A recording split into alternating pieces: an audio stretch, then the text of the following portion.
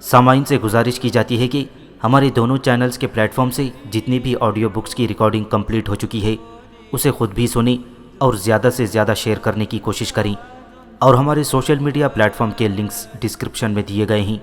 ہمیں سبسکرائب اور فالو ضرور کریں تاکہ آپ کو ضروری اپڈیٹس ملتے رہیں، اور ہماری ٹیم کی فنانشیل سپورٹ کے لیے پیٹریون کی لنک ضرور چیک کریں۔ جزاک اللہ۔ بسم اللہ الرحمن الرحیم۔ کتاب دوم، ہیری پوٹر اور تہخانے کے اسرار، مصنفہ جے کے رولنگ، مترجم معظم جاوید بخاری۔ 17ویں قسط، سلیدرین کا جانشین۔ ہیری ایک بے حد طویل اور نیم تاریکی والے تہخانے کے دروازے پر کھڑا تھا۔ وہاں پر پتھر کے اونچے بلدار ستون تھے جن کے سروں پر سانپوں کے دیو قامت منہ تراشے گئے تھے۔ یہ ستون اندھیرے میں ڈوبے ہوئے تہخانے کی چھت کو سہارا دیے ہوئے تھے۔ ان کے لمبے سیاہ سائے زمین پر بکھرے ہوئے دکھائی دے رہے تھے۔ ہر ستون میں ایک ایک مشعل جل رہی تھی جن کی روشنی اتنے طویل و عریض تہخانے کے لیے ناکافی تھی۔ تہخانے کے وسطی حصے گہرے اندھیرے میں ڈوبے ہوئے تھے اور تہخانے میں ایک عجیب قسم کی اداسی بھری ہوئی محسوس ہو رہی تھی۔ ہیری کا دل بے حد بری طرح دھڑکنے لگا۔ وہ اس ڈراؤنی خاموشی میں کھڑے کھڑے آہٹ سننے کا انتظار کر رہا تھا۔ کیا افی اژدھا کسی اندھیرے کونے میں چھپا ہوا ہے یا پھر کسی ستون کے پیچھے؟ اور جینی کہاں ہے؟ کئی سوال اس کے دماغ میں ابھر رہے تھے۔ اس نے پہلو میں سے چھڑی نکال کر سیدھی کی اور سانپوں والے بڑے ستونوں کے درمیان سے چلتا ہوا آگے بڑھا۔ محتاط انداز میں بڑھنے والی اس کے ہر قدم کی چاپ تہخانے میں خوفناک آواز میں گونجتی ہوئی سنائی دے رہی تھی۔ قدموں کی چاپ اندھیری دیواروں سے ٹکرا کر ستونوں سے ٹکراتی اور پھر پورے تہخانے میں پھیل جاتی۔ اس نے اپنی آنکھوں کو اچھی طرح سکوڑ رکھا تھا اور ان کی معمولی سی جھری سے تہخانے کا منظر دیکھنے کی کوشش کر رہا تھا۔ وہ کسی بھی غیر معمولی حرکت پر اپنی آنکھیں بند کرنے کے لیے پوری طرح مستعد دکھائی دے رہا تھا۔ پتھر کے سانپوں کی پتھریلی آنکھوں کے کھلے کٹورے اسے خونخوار انداز میں گھور رہے تھے۔ اس کا دل کئی بار دھک کر رہ گیا کیونکہ اسے ایسا لگا جیسے پتھریلے سانپ متحرک ہو چکے ہوں۔ جب وہ آخری دو ستونوں کے پاس پہنچا تو اسے تہخانے جتنا اونچا بت دکھائی دیا جو عقبی دیوار کے ساتھ ٹیک لگائے ہوئے کھڑا تھا۔ دیو ہیکل چہرے کو دیکھنے کے لیے ہیری کو اپنا سر اوپر اٹھانا پڑا تھا۔ یہ ایک قدیمی اور بندر جیسی صورت والا چہرہ تھا۔ اس جادوگر کی لمبی پتلی داڑھی اس کے نیچے تک لہراتے ہوئے چوغے کے نچلے کنارے کو چھو رہی تھی، جہاں دو بڑے دیو ہیکل پاؤں دکھائی دے رہے تھے جو تہخانے کے چکنے فرش پر کھڑے تھے۔ ان دیو ہیکل پیروں کے نیچے بالکل بیچوں بیچ سیاہ کپڑوں میں ملبوس ایک ننھی سی بچی منہ کے بل اوندھی پڑی تھی جس کے سرخ بال فرش پر بکھرے ہوئے تھے۔ ہیری کو اسے پہچاننے میں ذرا سی بھی دیر نہیں لگی۔ جینی! ہیری چیختا ہوا اس کی طرف بھاگا اور اس کے قریب پہنچ کر گھٹنوں کے بل بیٹھ گیا۔ جینی، کاش تم زندہ ہو۔ اس نے اپنی چھڑی ایک طرف رکھ دی، جینی کے کندھے پکڑے ہوئے اور اسے پلٹ کر سیدھا کیا۔ جینی کا چہرہ سنگ مرمر کی طرح سفید ہو رہا تھا اور اتنا ہی یکبستہ۔ اس کی آنکھیں بند تھیں، اس لیے یہ طے تھا کہ اسے بے جان نہیں کیا گیا تھا، لیکن اب تک شاید وہ مر چکی تھی۔ ہیری کے ذہن میں عجیب سی کشمکش جاری تھی۔ جینی، اٹھو، جاگو، جلدی جاگو۔ ہیری اسے بری طرح ہلاتے ہوئے چیخا۔ جینی کا سر ایک طرف سے دوسری طرف لڑکنے لگا۔ وہ نہیں جاگے گی، ایک اجنبی آواز تہخانے میں گونجی۔ ہیری اپنی جگہ پر کانپتا ہوا اچھل پڑا۔ اس نے گھٹنوں پر بیٹھے بیٹھے اپنی گردن گھمائی۔ سیاہ بالوں والا ایک قداور لڑکا قریب والے ستون کے ساتھ ٹیک لگائی اطمینان سے کھڑا ہوا اس کی طرف دیکھ رہا تھا۔ تہخانے میں چھائی ہوئی گہری تاریکی کے باعث اس کے نقوش بے حد دھندلے دکھائی دیے۔ ہیری کو اپنے چشمے کے پیچھے سے دھندلے نقوش کو پہچاننے میں غلطی نہیں ہوئی تھی۔ وہ اس چہرے کو بے حد قریب سے دیکھ چکا تھا اور اس کے ذہن میں وہ بری طرح سے نقش ہو چکا تھا۔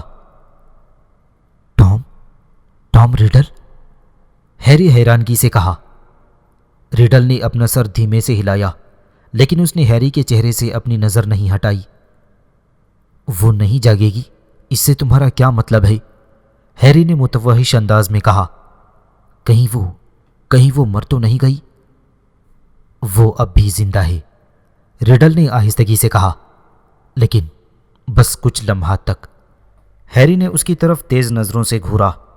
ٹام ریڈل 50 برس پہلے ہاگورٹس میں پڑھتا تھا، لیکن دھند بھری چمکتی روشنی کے بیچ کھڑا وہ 16 سال سے ایک دن بھی بڑا دکھائی نہیں دے رہا تھا۔ کیا تم بھوت ہو؟ ہیری نے غیر یقینی کے عالم میں پوچھا۔ ایک یاد، ریڈل نے اطمینان بھرے انداز میں جواب دیا، ایک یادداشت جو اس ڈائری میں 50 سال سے محفوظ ہے۔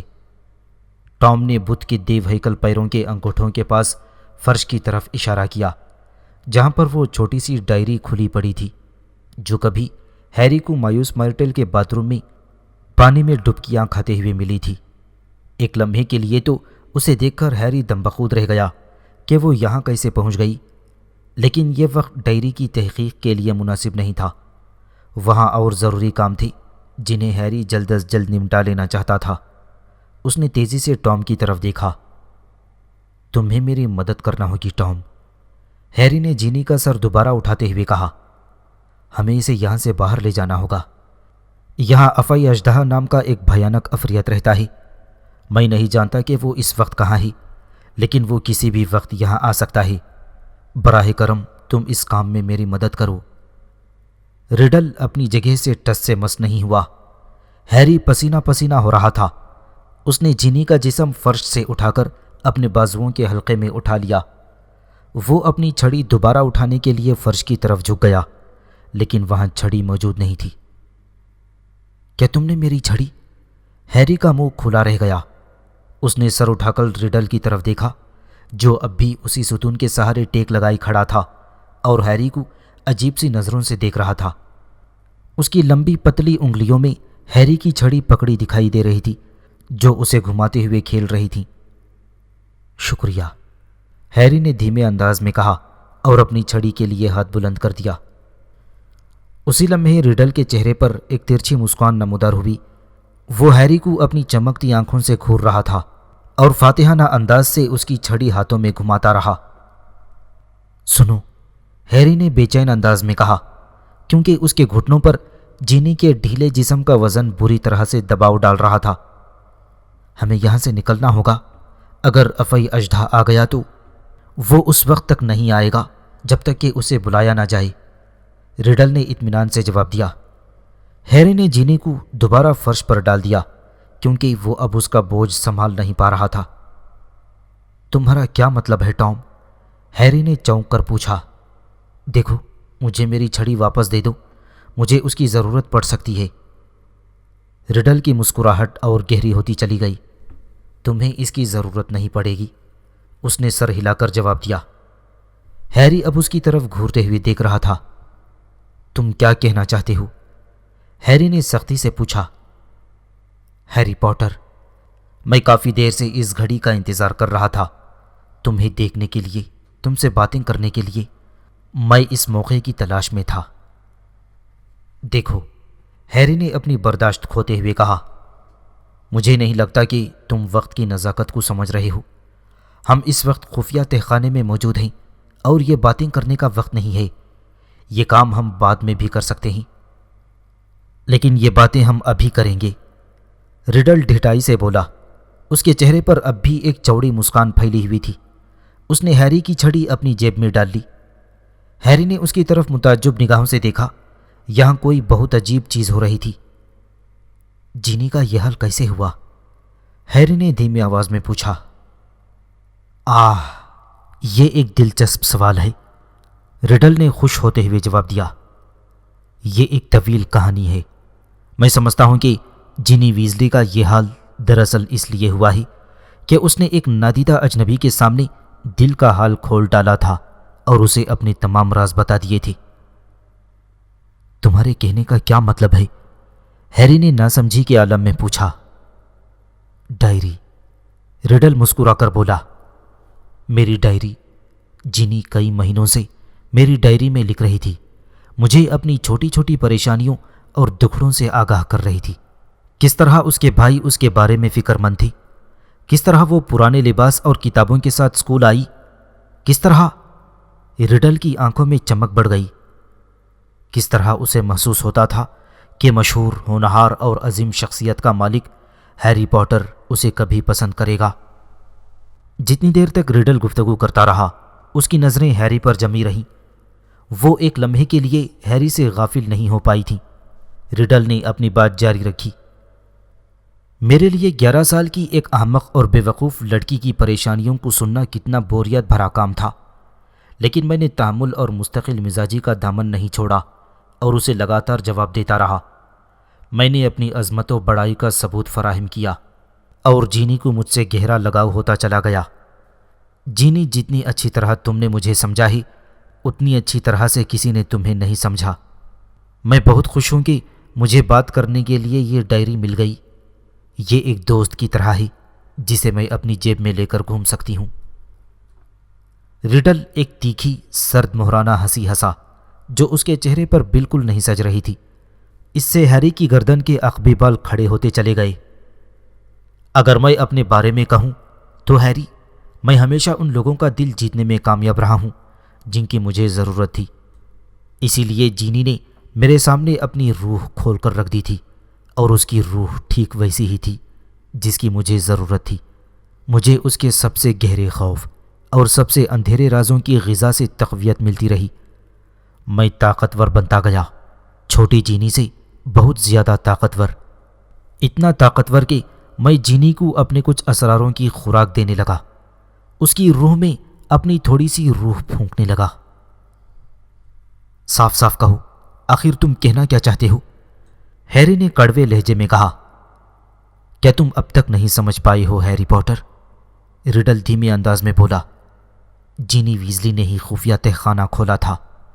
اسی نے اسکول کے مرغوں کو ہلاک کر ڈالا اور دیواروں پر تنبیہ بھرے پیغامات اسی نے لکھے۔ اسی نے 4 بدذاتوں اور فلچ کی بلی پر سلیدرین کا ازدھا چھوڑا تھا۔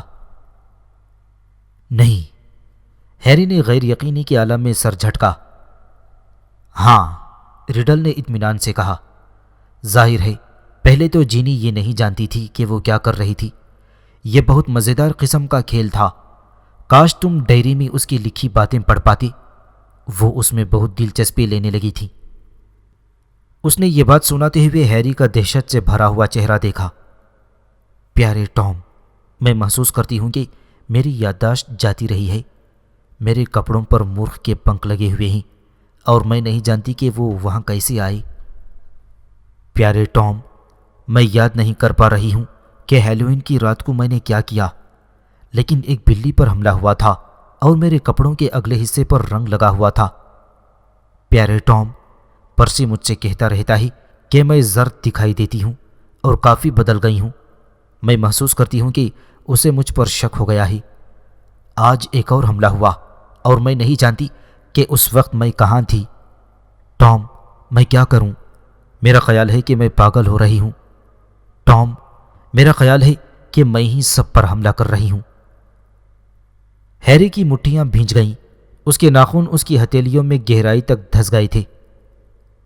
نادان، ریڈل طنزیہ ہنسی کے ساتھ بولا۔ بے وقوف جینی کو اپنی ڈائری پر شک کرنے میں کافی وقت لگا، لیکن آخرکار اسے شک ہو ہی گیا اور اس نے ڈائری سے پیچھا چھڑانے کی کوشش کی۔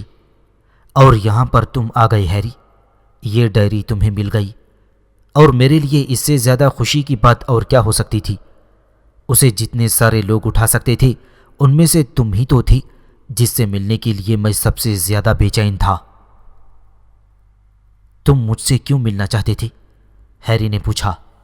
اب اس کی شریانوں میں غصے کی لہر دوڑتی ہوئی محسوس ہو رہی تھی اور اسے اپنے لہجے پر قابو رکھنے میں کافی کوشش کرنا پڑی تھی۔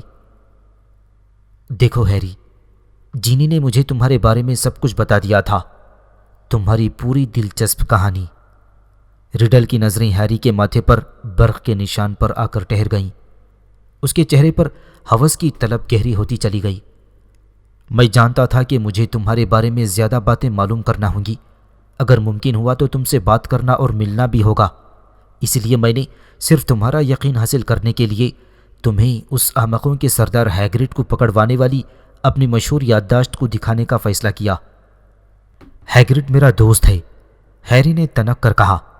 اس کی آواز غصے سے کانپ رہی تھی۔ اور تم نے اسے پھنسایا ہے نا؟ میرا اندازہ تھا کہ تم سے غلطی ہوئی ہے، لیکن ریڈل ایک بار پھر زور سے ہنسا۔